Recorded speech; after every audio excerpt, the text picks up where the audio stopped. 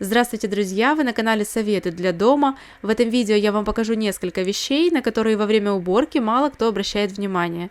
Но на самом деле все из сегодняшнего видео хоть иногда, но нужно делать.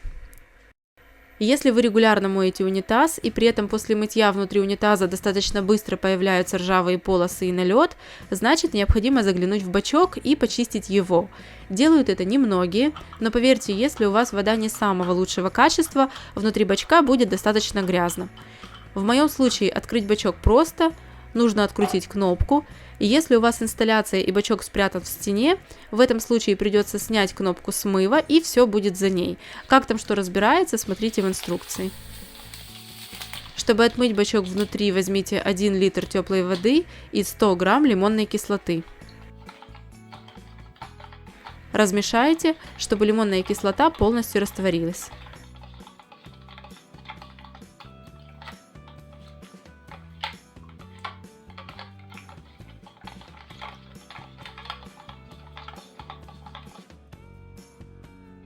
Дальше смойте воду из бачка и налейте в него раствор лимонной кислоты.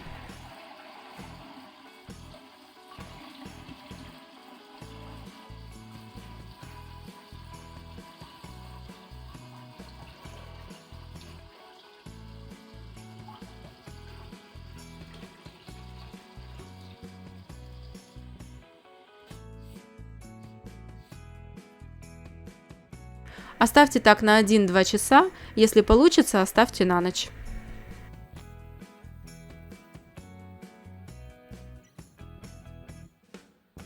Через 2 часа беру щетку с длинной ручкой и прохожусь по стенкам бачка. Ну, как видите, внутри уже все стало намного чище.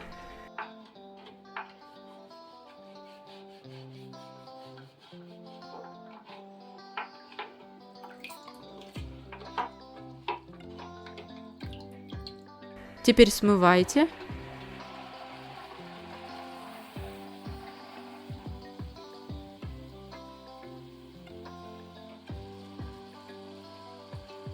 И тепленькой водичкой сполосните те части поплавка и сливного механизма, которые находятся выше уровня воды. Все, теперь грязь из бачка не будет попадать в унитаз при каждом смыве, соответственно, он надольше останется чистым. Знали ли вы, что даже если кухонная мойка чистая, в ней все равно остается место, где скапливается много грязи и жира? Чтобы до него добраться, возьмите монетку или отвертку и открутите винт, который держит слив. При этом чашу сифона под мойкой придерживайте рукой, иначе она упадет.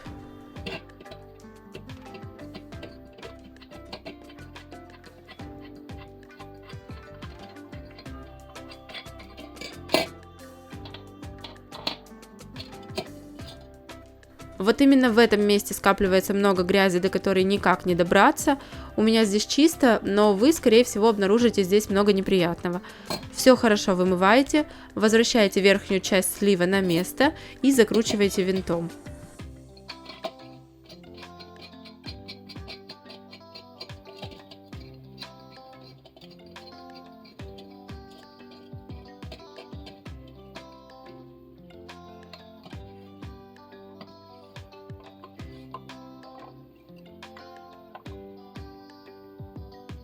Вот теперь кухонная мойка точно чистая. Мыть духовку нелегко, а до тех загрязнений, которые накапливаются в дверце между стеклами, вообще сложно добраться. Итак, сначала нужно полностью открыть дверцу духовки, дальше откройте фиксаторы петель.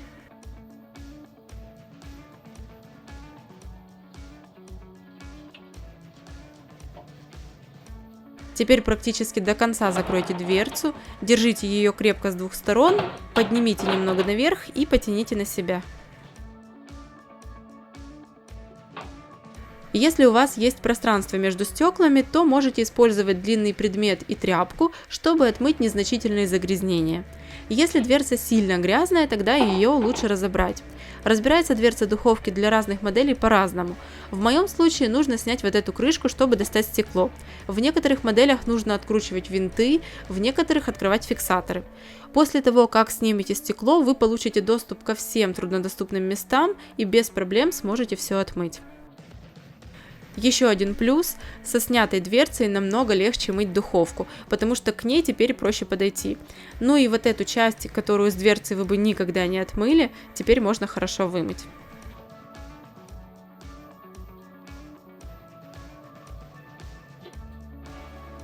Чтобы установить дверцу на место, в приоткрытом положении вставьте петли в отверстие и полностью откройте дверцу. Опустите фиксаторы. Теперь аккуратно закрывайте дверцу, чтобы убедиться, что вы все сделали правильно. Знали ли вы, что в насадке для пылесоса тоже скапливается пыль, и ее периодически нужно чистить? Разобрать насадку для пылесоса можно с помощью самой обычной отвертки. В моем случае нужно поддеть верхнюю крышку. В некоторых случаях она может быть прикручена. Вот так легко все разбирается, и смотрите, сколько грязи внутри. Вот такими фиксаторами с двух сторон крепится верхняя часть к нижней. Чтобы собрать насадку, нужно их соединить, а потом защелкнуть.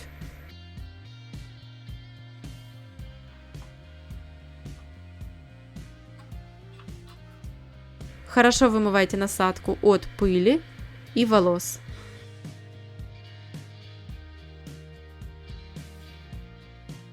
И теперь точно можно сказать, что ваш пылесос действительно чистый.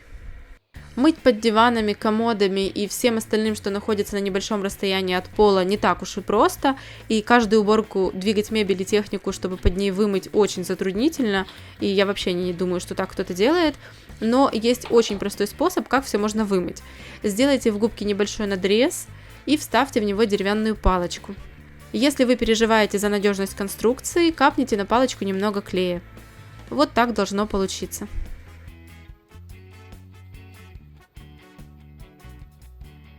Используя такое нехитрое приспособление, вы запросто сможете вымыть под холодильником, диваном, комодом и подобным.